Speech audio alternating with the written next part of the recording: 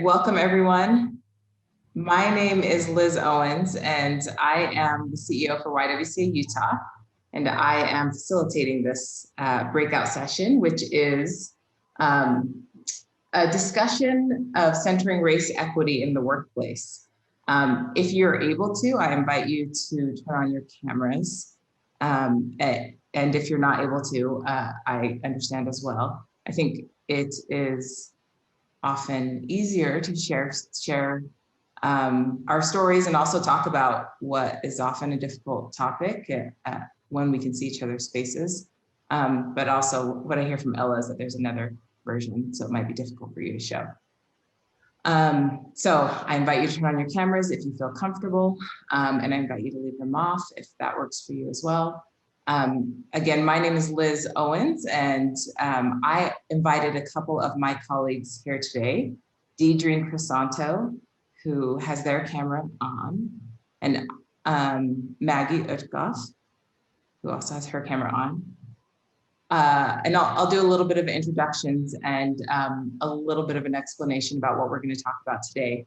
So I joined YWCA about 7 months ago, and YWCA Utah is located in Salt Lake City, and our mission is to eliminate racism and empower women. And that has been one of my priorities in terms of, I mean, it's always a priority of the organization, but one of the things for my own vision of where we're going is to really hold ourselves accountable and figure out what it looks like to hold ourselves accountable to our mission to empower women and eliminate racism. And as part of that, Maggie Utgoff is our Director of Human Resources and is working hand in hand with me to figure out what it looks like in terms of policies and procedures and practices, and what it looks like to audit those practices with an equity lens. And then Deidre is an administrative assistant in our business office, who's a staff member who's been involved as well. And so I invited these two folks here so that we could all talk about what our experience has been and share a little bit about that 7 months in to center equity, race equity in the workplace. There is a message, perhaps Noah can get that in the chat.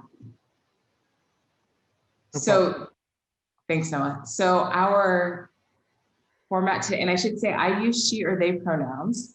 Deidre uses they and Maggie uses she. And if you have any questions or comments anytime, then you can drop them in the chat. We do have a technical assistant, facilitator with us today. So we'll all be checking the chat for ongoing questions as well. So the way in which we've planned this hour today is to take a couple of minutes and sort of do a fishbowl exercise / panel where Maggie and Deidre are going to have a conversation. I'll ask them a question and I'll participate as well on what it looks like for us in the middle or at the beginning of doing this work in our own organization.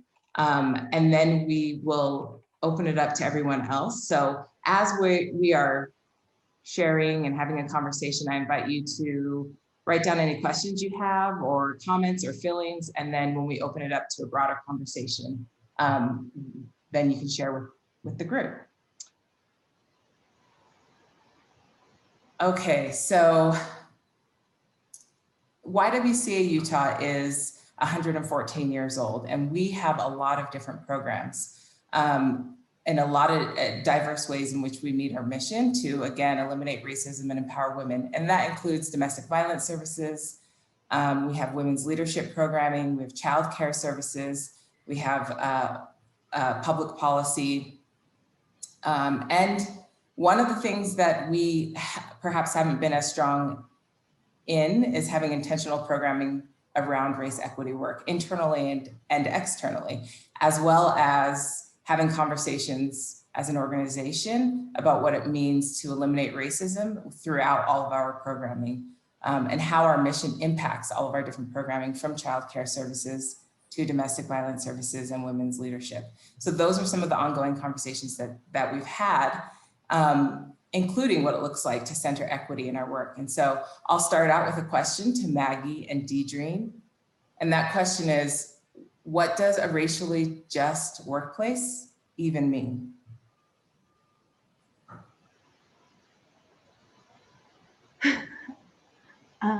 Maggie, do you want to start? Oh, you go ahead. Of course, everything we've been talking about like left my head, but yesterday we were talking about how to even think about racial justice. We have to think about equity and how we're establishing equity. So we're really like kind of working from the bones up as far as building racial justice. But to me, a resource that I've been using to imagine and be creative about what racial justice could look like is Tema Okun's White Supremacy Culture in the Workplace. And in this document, which I'll explain a little bit more, she talks about, along with a few other authors, what white supremacy looks like in the workplace, whether that's perfectionism, a sense of urgency, being defensive, and I can list more of those later.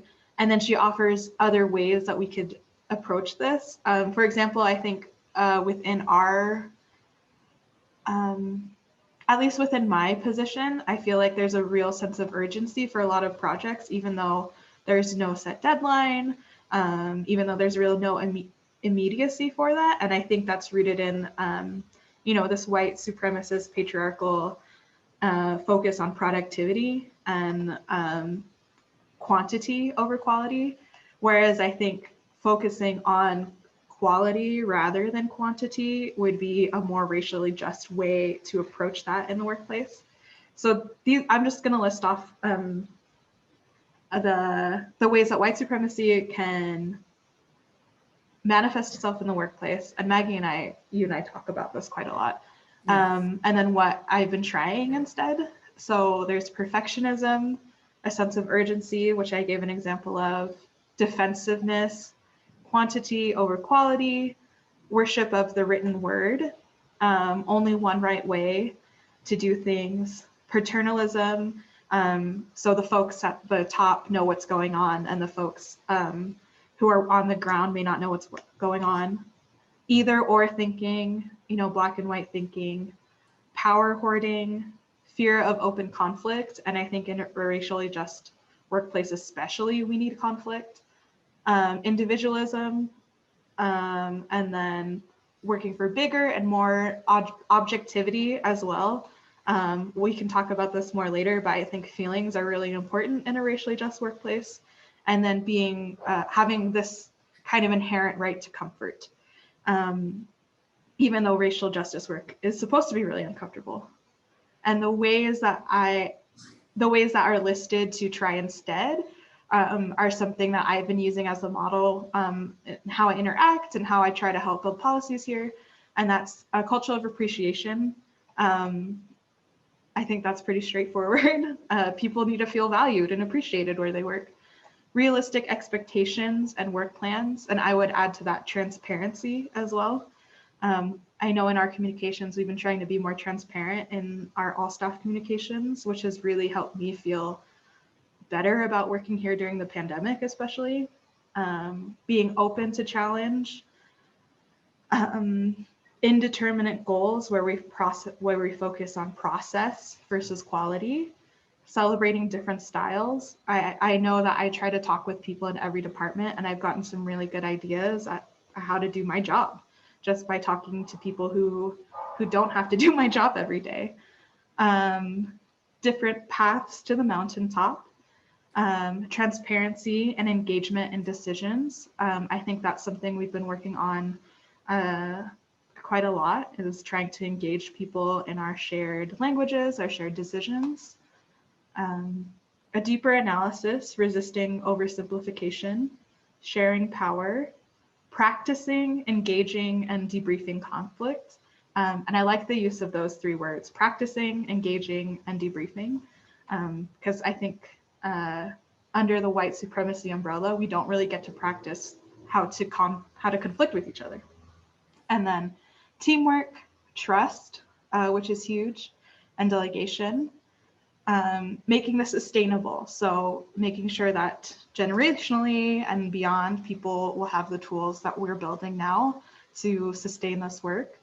Acknowledging subjectivity. I think again, under the white supremacist umbrella, we want to make it easy by making it objective and making these false equivalencies where in a racially just workplace, it would be understanding everybody comes with their own stuff to work every day, just a mountain of their own stuff, and then embracing discomfort. I know, at least for myself, the discussions that we've been having in our different staff groups have been uncomfortable, and there will be silences. And when I'm chairing those discussions, I'm trying really hard to let those silences happen until somebody decides that they want to share. And in those moments, I feel like I've learned the most. So that's a huge list.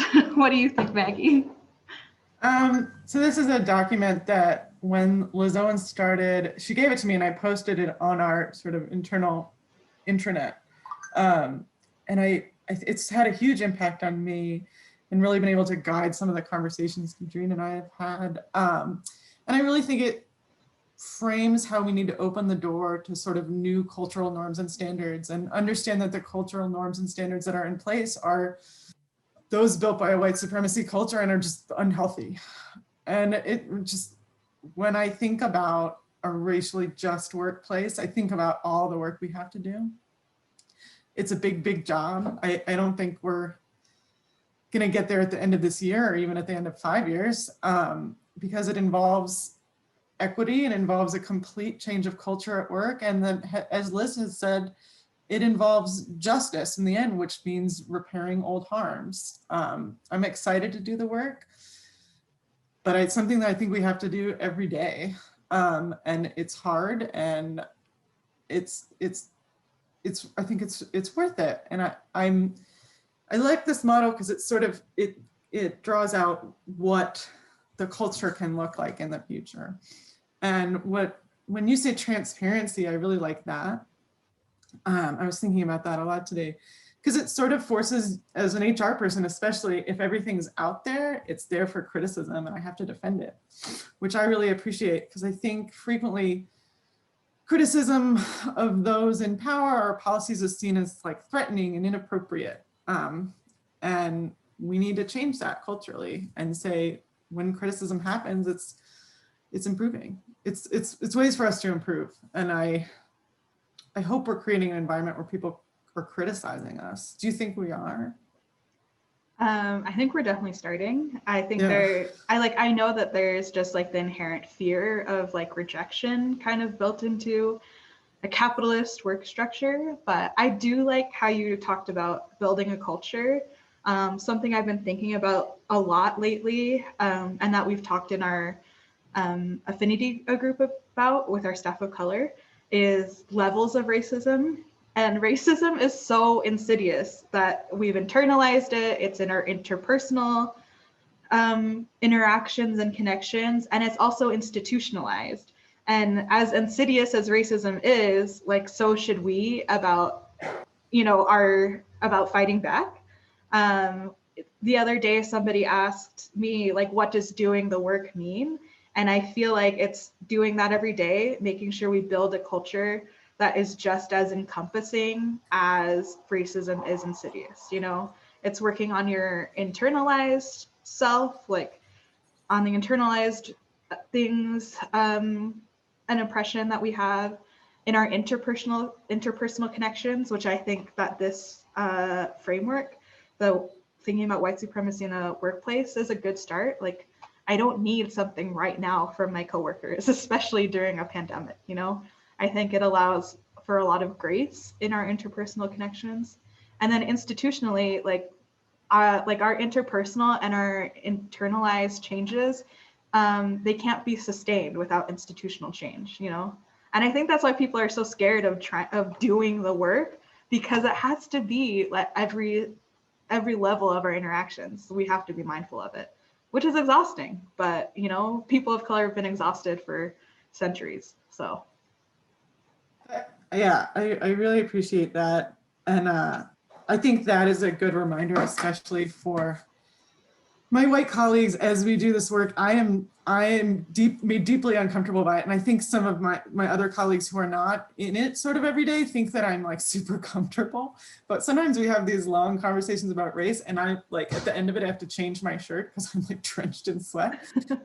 That's on me. And that's not on anyone else, that's on me. And I think showing up and doing that again and again is what's gonna make things better. I also think I really like the identifying like part of white supremacy work culture as a need for urgency, because I particularly struggle with that. I want to get something done right away. And I continuously was wondering, like, why can't I get rid of this? And just identifying it as a problem wasn't enough. I think I had to really understand why I was doing it. And we recently had an interview and somebody explained it to me, and they were like, yeah, if somebody comes and says this practice is inequitable, I want to fix it right now and make myself feel better. And if I'm not including all the stakeholders and making sure the way I fix it is thoughtful and inclusive, like then I haven't done anyone a service. I've done everyone a disservice, and especially myself. And breaking those habits it's a journey. I want to dedicate it to myself to it every day. But these things are thick, and we're steeped in this. And just looking at that constantly is so important. Yeah, I think it was Audre Lorde who said something along the lines of the master's house can't be dismantled by the master's tools. And that's something I've really tried to take to heart, in that I want to be more creative. I want to be more imaginative and a lot more bold about a world we can create with a racially just lens. You know, I think that the world that we live in is like really stifling, you know, through the oppression that has been built into our institutions, into our interpersonal connections, and that I internalize. And I'm excited that we're doing this where I spend so much of my time, because I think we all deserve a lot better. And that's what this is, you know? It's that we had these tools and they're not working. What are some things that will make this better at every level? I really like that. So I will interject here because I have a question for you both. So being in position for 7 months and having an idea about, maybe less of an idea about what the work the organization has done in terms of race equity internally and externally, and a very specific idea in my head about moving forward, let's say. One of the challenges for me, and although I could anticipate this, navigating it, of course, in every day is a lot more challenging, but one of the challenges is the shared language, and we talk about it all the time, but our mission to eliminate racism means so many different things to so many different people who work here, and then probably in the community as well, because we haven't yet defined that for ourselves, I don't think. So that has been challenging. But even to talk about a racially just workplace, we had this conversation yesterday where I asked my staff what the difference between equity and justice is, because we're talking about something, and I am aware that we're often in one conversation having many different conversations.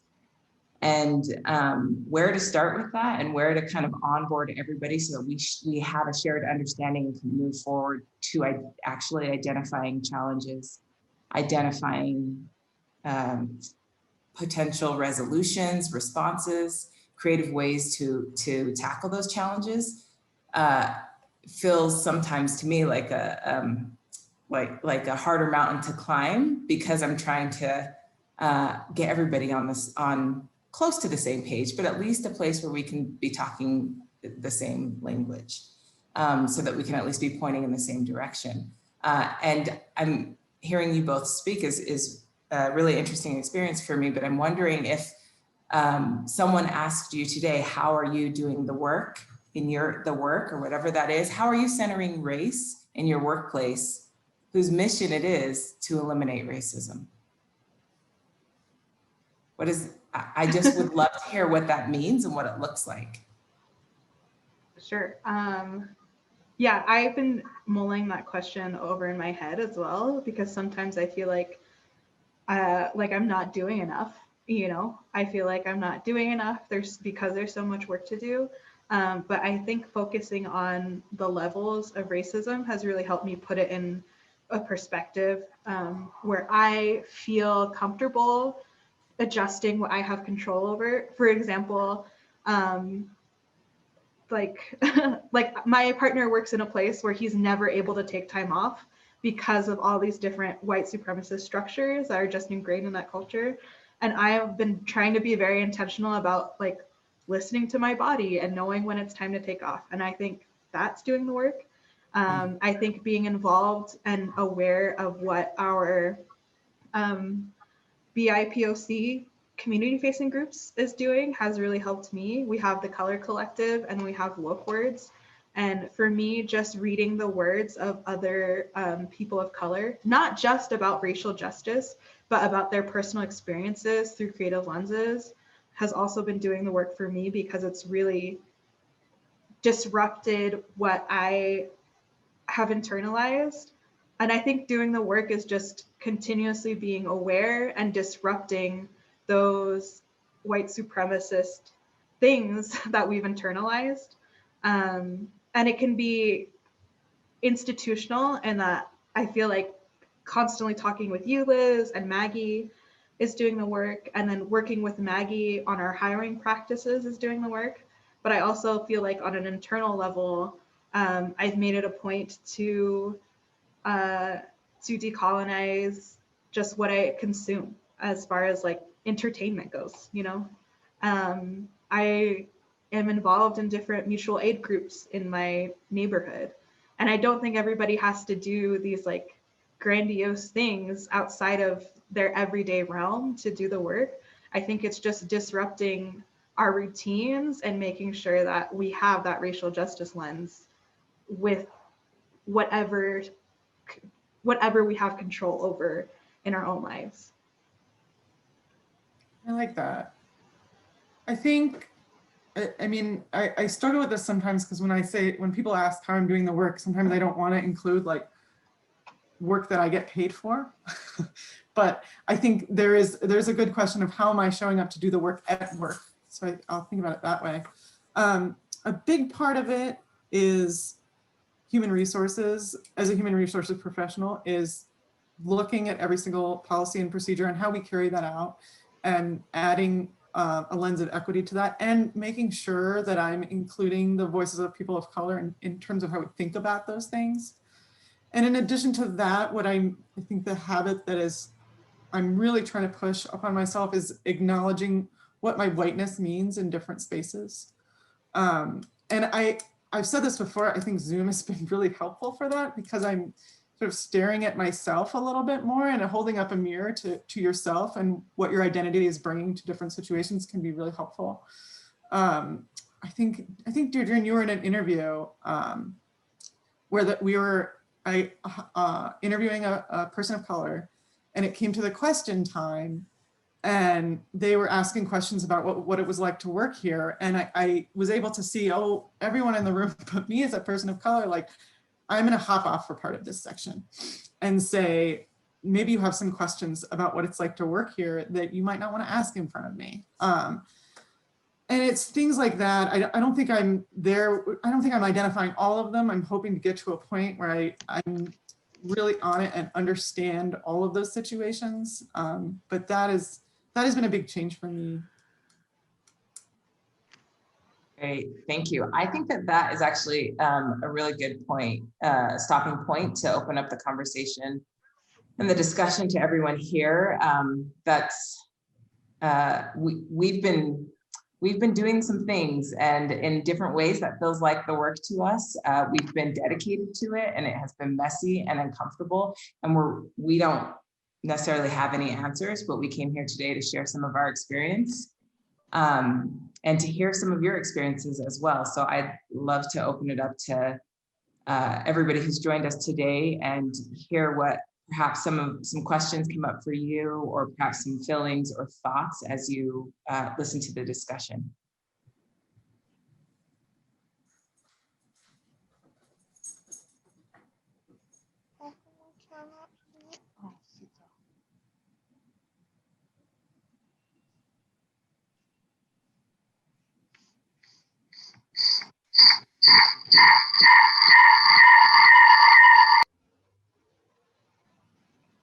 Well, I will speak. I'll turn my camera on as well. I am currently, I guess you would say, leading the EDI efforts in my organization.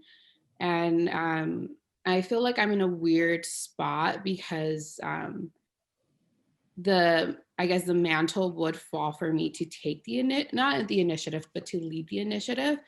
But also as a woman of color, I feel like I'm kind of torn in the middle of like, I don't want to do this, or I don't want to have the majority of the burden be on me.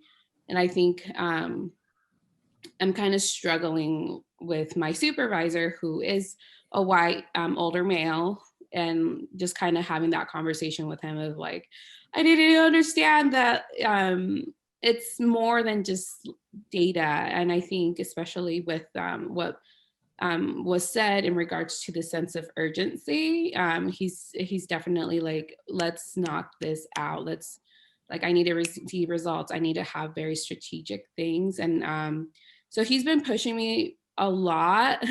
So I don't know, I guess, what advice do you have in regards to kind of the complexity that I am in, and also how to advocate for myself while I do this, that unfortunately, like, it is my role to do, but it's also like, as a brown woman, it's kind of a weird, sticky situation I'm in. I mean, I will say, and I don't know if this counts as advice, so maybe you guys can help, but as someone who's worked in HR for a while at a lot of different organizations, frequently had executive directors say, hey, like, can you do this for me, the D&I stuff? And it doesn't work unless leadership is fully invested and on board and really driving the effort. I 100% believe that. I have not been able to do this work my entire life, really and truly, until Liz Owens came on board and was dedicated, informed, and pushing the work herself. So I think, unfortunately, it's not great advice, but I think you've been put in a really difficult spot. And I think inviting this person to sort of understand that it's so important that they be a part of all of this, if they're in charge, like, I think would be a good move to ensure the success of the program. And I would add, like, get my email, contact me anytime. Although I had never had a role that was a REDI or DEI role that's specifically focused, it was on creating race equity in any workplace. It was always there, either formally or informally. It was something that I was pushing, or something that the organization decided based on what I was interested in and how I looked, that I should be the one to push it for the organization. And I think, like, it's a really complicated question, because naming that burden is important, and naming all of the labor, the emotional and mental and the physical labor, the historical and generational trauma, that all comes into play. Like, when you show up as your full self to talk about race, it means that you're talking about all of your experiences with race. And also, race for us in our organization, race and gender equity is, we were talking about this last night, like, the formula for oppression is race, but we're actually talking about anti-oppression.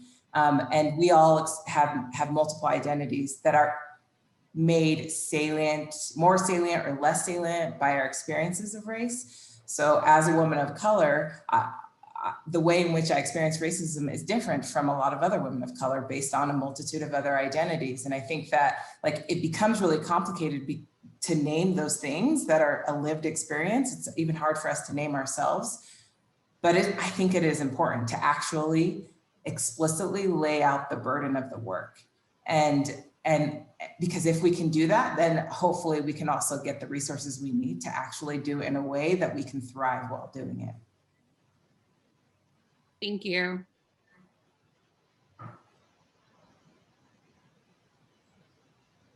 And I mean it too, like, write down my email address and let's connect. I worked at the Rape Recovery Center under Mara. So She was always like, get in touch with Liz. You'll like her. But I will. Thank you. Yeah, totally open door. I would love to connect.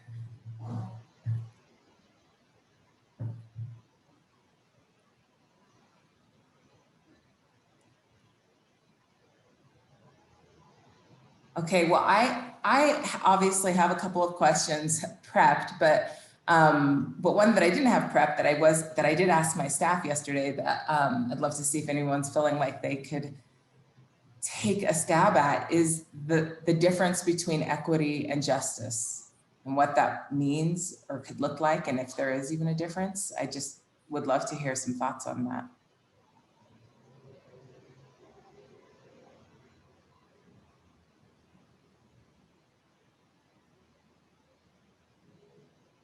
You repeat it. Yeah. Thanks, Liz. What is, or is there a difference between equity and justice? So when we talk about race equity or racial justice, what do those words mean?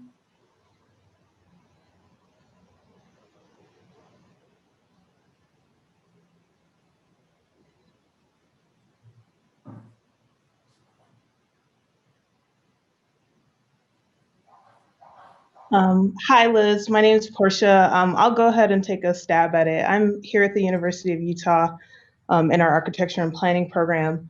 And when you said that question, or that you posed that question to your staff, that was something I wrote down immediately at the beginning of this conversation. So I really appreciate you bringing this up. For me, I think when you talk about racial equity, right, you're examining your practices and your policies, and you're looking at the bigger picture, right? Like, who are you including, who are you not, and what do you need to change so that not only that people are included, right, but you're taking the action to ensure that people feel like a part of that community and belong. But I think racial justice is like going a step further. So it's like you're doing those actions, but you have to combat and like decolonize what you're doing and your framework and your mindset. And you have to be ready to do this really messy work, and it's not going to be a pretty picture. People are not going to be happy with it. But I think that when you say those words, and I kind of reflected on it, I think that there is a difference, right? We feel kind of comfortable. We're uncomfortable talking about racial equity, but it's more comfortable to have that conversation than to actually talk about the actions that you're going to take to reach justice. Yeah, well said, Portia. Thank you. I mean, I think this is part of what often we talk about having a shared language, but then we don't define even the most simplest terms that we're using to have the conversation. So everybody's talking about racial justice without really having an agreement on what they're talking about. And I think that matters because creating a racially just workplace perhaps is my ideal. That is so, like, first I want to create a racially equitable workplace that has policies that are centered in race, practices that are centered in race equity, and then justice to me, and I think you said it well, it means action, it means reparation, it means healing, it means holding ourselves accountable for our mistakes, and it means constantly reflecting and doing that hard and messy work. Equity is sort of this infrastructure that we can hopefully create, but how do we talk about this with my staff, how do we measure, how do we track? And part of that is this sort of like transformational, thinking about justice and the different ways that justice can look like. And that isn't something that is written down, that's something that we figure out when the harm happens, based on the person who is harmed and the person who does harm. We also have to recognize that we are all harm doers and we all receive harm as well in the justice framework. And I think that can't, I don't think as an organization, YWCA is there yet talking about justice. We're talking about equity right now. And I hope that builds the foundation for thinking about what justice could look like in a transformational way. And I hope that we're building the steps for thinking about how race is our lens. That's what we're centering, but it is, as I said, also the way in which other forms of, it becomes the framework the foundation and the framework of understanding oppression and other forms of oppression. And that our work, though centered and viewed through a lens of race and gender equity, is about equity overall and includes other identities. And that is also a challenge in this work, because it is important that we focus on race because we have work to do here.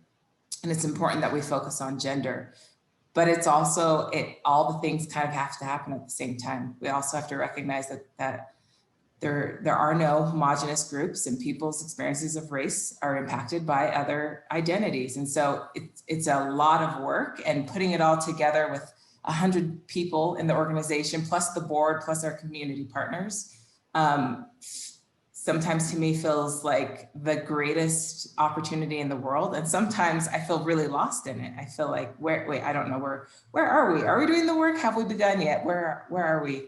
But I show up every day, and I see my staff showing up every day and tackling these hard conversations and asking these hard questions and willing to answer my hard questions. And it's really messy, and I couldn't tell you where we are in this journey that doesn't end, really.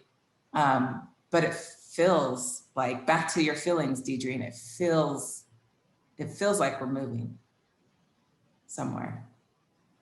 I definitely agree. I mean, I only worked here a couple months before you joined, Liz, but just the momentum that we've been able to build, because leadership is explicitly saying that these are the things we care about and that we want to work on, has been really inspiring. Like, it keeps me going through this pandemic, because I feel really helpless in the pandemic, having to stay home, having to social distance, but knowing that there are ways to engage in the framework of racial equity and racial justice, and to just change how I think and help other people see different tools in real time is really exciting, especially like when I take away the sense of urgency, and like when I let myself be uncomfortable. Like, this is so uncomfortable talking about these really hard questions in front of these strangers, but I also feel like I wouldn't want to be anywhere else right now. And I think, yeah, we just can't discount how we feel, especially as people of color. Like, I know if something doesn't sit right with me, it's probably because it's not right, you know? And the same way, like, I feel like really good about trying to create this framework of equity with all of you. And I also feel anxious and excited about putting that into action. And I think, you know, trying to decolonize our interpersonal interactions, it means recognizing the feelings and what messages are behind those. Yeah, it's a lot of work, and I think that's why people are so scared by this and so hesitant about it. But I think it's so exciting and thrilling. Like, I stopped riding roller coasters forever ago, but this has that same feeling.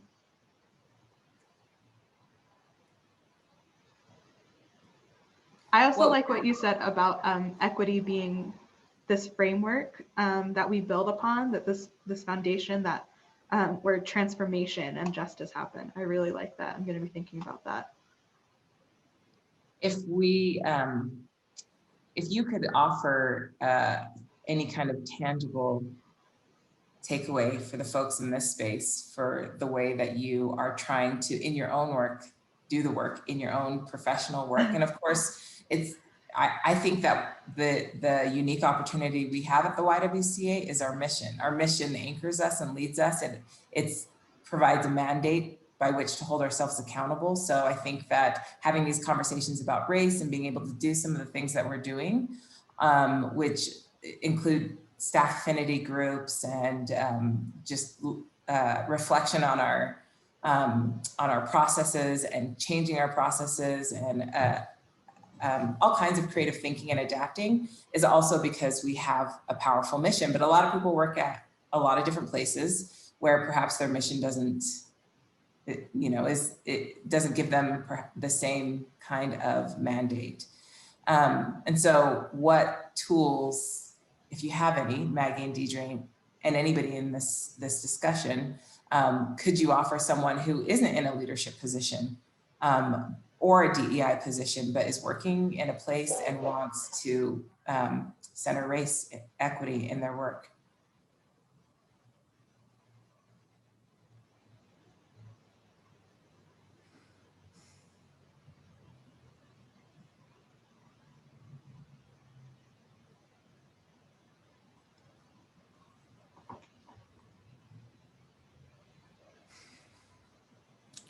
I think being inquisitive and thinking about criticism as a way of trying to improve your organization and just allowing yourself to do that. I appreciate criticism when it comes my way and think of it as a gift. And I would like to think there are others at organizations that are like that. I know some aren't. But being inquisitive about hiring practices, especially, I think pushing people who are in charge of hiring to think about more equitable hiring practices and feeding them some research and just asking and being inquisitive can really help improve things, because there are resources out there that help and inform equitable hiring, and people should go back and look and make sure that they are hiring in a fashion that is fair.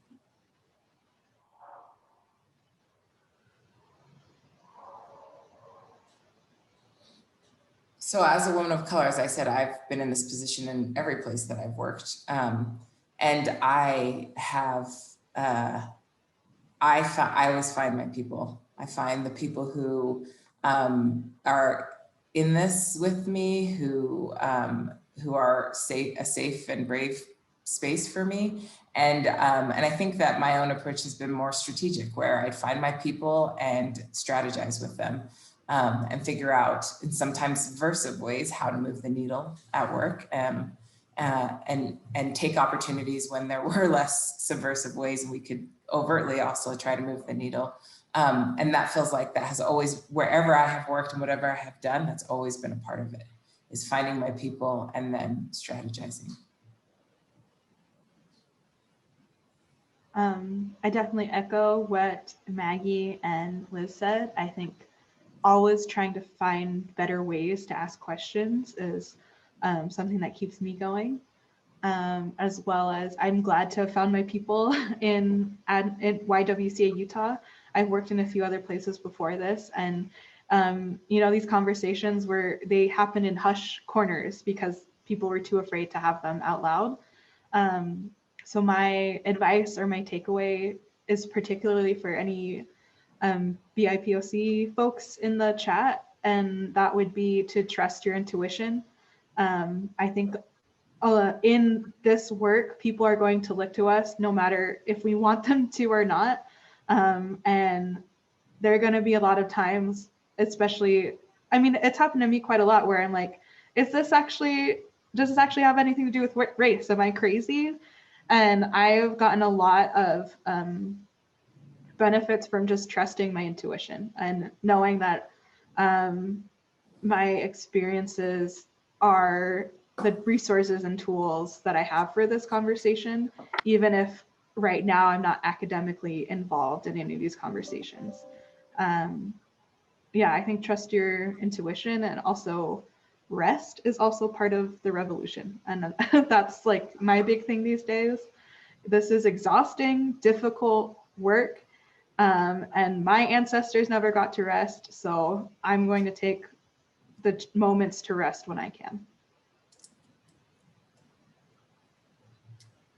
Thank you. Does anybody have any questions or comments? I do have another question. Would you all be able to provide a list of resources for us that are working on some EDI initiative? Yeah, absolutely. And I also think that there is, and I'll say this again, but I think that there is a really good opportunity as well, because there are so many organizations and corporations who have whose action in response, well, one action of many, perhaps the university is one, in response to the civil unrest and our nation's current reckoning with racism have dedicated some resources or roles to DEI work. So there are a lot of people in the community who are now starting to like get these positions. I see these positions posted a lot. And I really think there's an opportunity for us all to get together and share the work that we're doing and learn from each other and use each other as resources. So I've been thinking about that lately as I've been meeting more and more people, and people have been sending me more jobs from banks and other places that are hiring DEI and our EDI folks. So I think that there is a space there for us to build a community of people who are doing this work at work. So I'll just say that. So yes, we can send resources, and also again, if you're interested in getting together and talking about this, then please take my information. It's just lowens@ywcautah.org, and let's continue to get together and talk about it. I want to say thanks to D-Dream.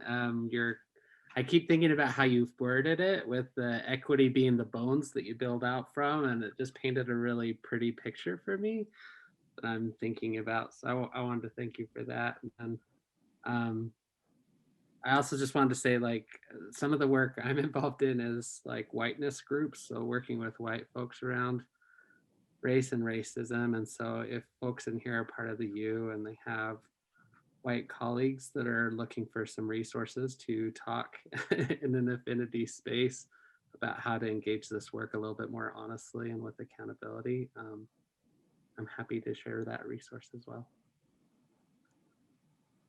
Something I wanted to say, my name's Shavonna Munster. I am the BSU advisor at the U. And something that you said, Daydream, about rest being the resistance is, it flies so much in the face of what we think of in activism and advocacy work, is we have to keep pushing, keep working, work harder, educate more people. And that's such a complete 180 from what we hear often. But I just want to say how much I appreciate that statement, because it's so, we're so much working and burning ourselves out to do this type of work. And that's so different from what we often hear, and it's so important. I just want to say thank you so much for that statement. Thank you so much. Both are so kind. I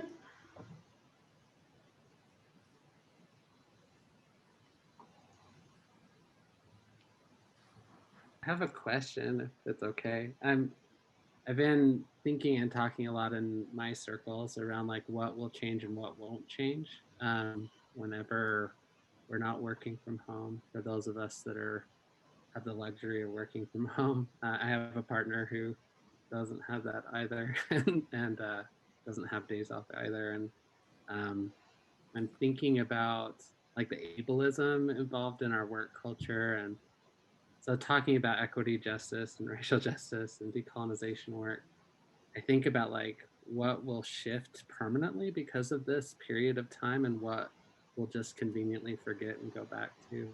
I guess I'm thinking about your comment earlier, Maggie, about like the different paradigm of having a Zoom life where you're seeing yourself reflected and holding a mirror up to yourself in these spaces. And so I'm just wondering how you see this work shifting, especially if it's only been 7 months, Liz, then it's all been like during this pandemic and during this reckoning around state violence and murder. And a lot of that will continue even after we're determined to go back to school and go back to work. And so I'm wondering how you see this work shifting. It's such a great question, Ella, and I like being so eyeball deep in it. It's hard to see. It's hard to even imagine what it'll look like on the other end, because we do provide direct services. Deidre and I are in the office. It really, and there are emergencies just waiting for me to get off the Zoom call, and that's just been the reality. I started 2 weeks into the lockdown, and that's been the reality. So I don't know. I don't really have an answer, but one thing I can say is that there have been so many opportunities. There, like Maggie's working remote. We didn't have the capabilities, the capacity, the structure to support that before. So there are opportunities like that. There are creative solutions that we've engaged in, but I think even more of an opportunity has been our constant creative thinking. Like, we've been willing to just say to each other, we are in the middle of a global pandemic and we are doing the best we can. We can think outside the box. Like, let's just do what we know is right to take care of our participants and take care of our staff. And so much of that has been outside of what would be expected. I think typically we're showing up for each other in different ways. We're showing up for our residents in different ways. We're just saying, hey, we're going to do this. We're going to show up well. And I hope that shifts. I hope that we still feel like we still feel empowered to call on any solution instead of thinking about just what works. You have to take sick time at this time or whatever. Like, we've just been able to just think outside all of those restrictions. And I hope that our thinking continues to stay the same and we don't fall back into the pattern of, oh, well, you're unwell, so then you have to call in sick and you can't work from home. That we continue to think creatively. And one of the things we've done as an organization and talked about in our race equity work and in our work facing the pandemic is showing up for ourselves and for each other, for our residents and our community. And so what does it look like? We're exhausted and we're tired. And like Deidre said, we've got to take care of ourselves first. And in doing so is also a benefit to the rest of the community. And then we got to show up for each other, and showing up for each other in this moment looks different than I think it ever has looked. And we have been willing to go there and look different and be different. And I hope that we still do. Yeah. And I have a lot of hope, which I think I perhaps always had a lot of hope, but just 7 months in, it is exhausting and we are tired, and we have so many residents, so many women and children who live with us, so many more who need a place to stay. We are dealing with people in crisis, a lot of trauma, and then we all have our own individual trauma, and there have been so many layers, but yet we're exhausted and we're tired, and we're figuring out how to see each other, hold each other accountable for taking care of ourselves, and then take care of each other. And so even though I'm exhausted, and I still feel so hopeful and so optimistic for our future as an organization and as a community.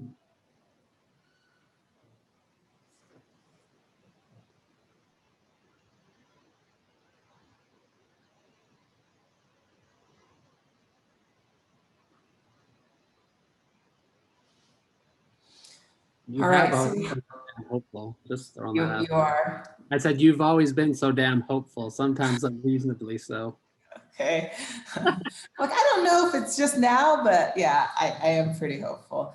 But with that, I think one of the things we have talked about together as a staff team is we did the Irene Oda's anti-discrimination training kind of early on, and we talked about making an intention, and we do it as in the way in which we engage with each other. We use a trauma-informed model called Sanctuary. That's also a framework for interacting with each other. And we talk about our intentions. And so we often leave groups with just our intention like you would a workshop. And so I'd like to offer that opportunity in the last 5 minutes for, if people feel comfortable, for sharing an intention that they can make today for creating a racially just workplace or centering race equity in their workplace as they leave here. What's an intention that you feel that you could make?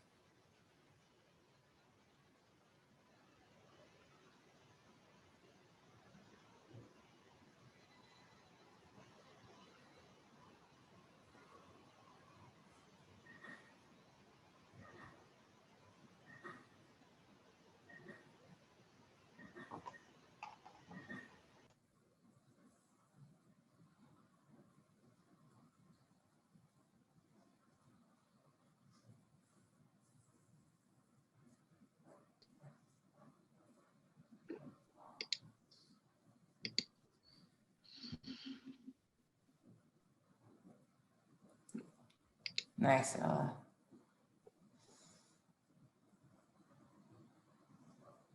All right. I'm going to invite everybody to think about an intention, to name it. You may have already named it, and to hold it just right there at the front of your mind. Commit yourself to it, whether that is just access resources or whether it is to have a conversation with your supervisor about how they and your organization is centering race equity at work. So identify an intention if you haven't already, hold it in your mind.